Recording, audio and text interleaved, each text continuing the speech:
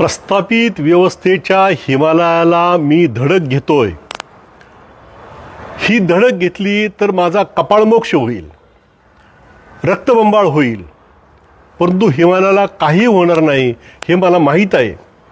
परंतु मला हेही माहीत आहे की माझ्या रक्ताच्या थेंबाथेंबातून सैनिक निर्माण होतील आणि ते सर्व सैनिक मिळून हा हिमालय उद्ध्वस्त केल्याशिवाय राहणार नाही, असं डॉक्टर बाबासाहेब आंबेडकरांनी मुंबईच्या जाहीर सभेमध्ये सांगितलं होतं.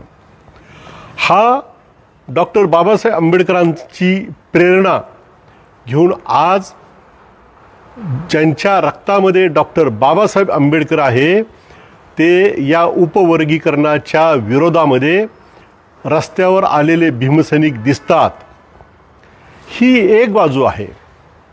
आणि दुसरी बाजू पिंपरी चिंचवड शहरातील एक आमदार एका जातीसाठी एका व्यक्तीसाठी काम करताना दिसतो, तेव्हा या ठिकाणच्या एका जबाबदार नेत्याने त्याच्यावर कठोर टीका केली आणि सर्व समाजासाठी काम केलं पाहिजे, एका जातीसाठी काम नाही केलं पाहिजे, अशा पद्धतीचं त्यांनी ठणकावून सांगितलेलं आहे. तीच व्यक्ती आता मातंग समाजाला वाढीव आरक्षण मिळावं म्हणून उपवर्गीकरणाचा मुद्दा घेऊन संपूर्ण अनुसूचित जातीच्या 59 जातीमध्ये बुद्धिभेद करण्याचा प्रयत्न करताना दिसत आहे.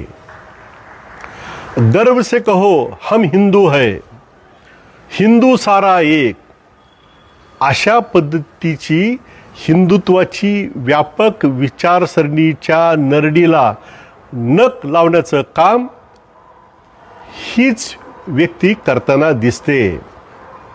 परंतु मला आनंद वाटतो हिंदू समाज संघटित व्हावा, हिंदू समाजाचं ऐक्य अबाधित राहावं, दलितांचं ऐक्य अबाधित राहावं म्हणून गावागावातील नवबौद्ध तरुण डॉक्टर बाबासाहेब आंबेडकरांच्या प्रेरणेने रस्त्यावर उतरताना दिसतो.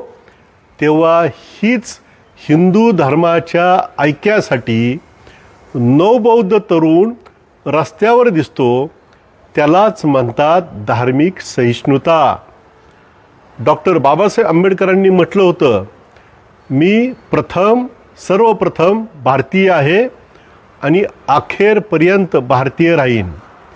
ही भारतीयाची गुणवैशिष्ट्ये घेऊन आजचा नवबौद्ध तरुण या उपवर्गीकरणाच्या विरोधामध्ये रस्त्यावर आलेला दिसतो. तेव्हा डॉक्टर बाबासाहेब आंबेडकरांनी मुंबईच्या जाहीर सभेमध्ये जो विश्वास व्यक्त केला होता तो विश्वास सार्थ ठरला असं मनापासून वाटतं.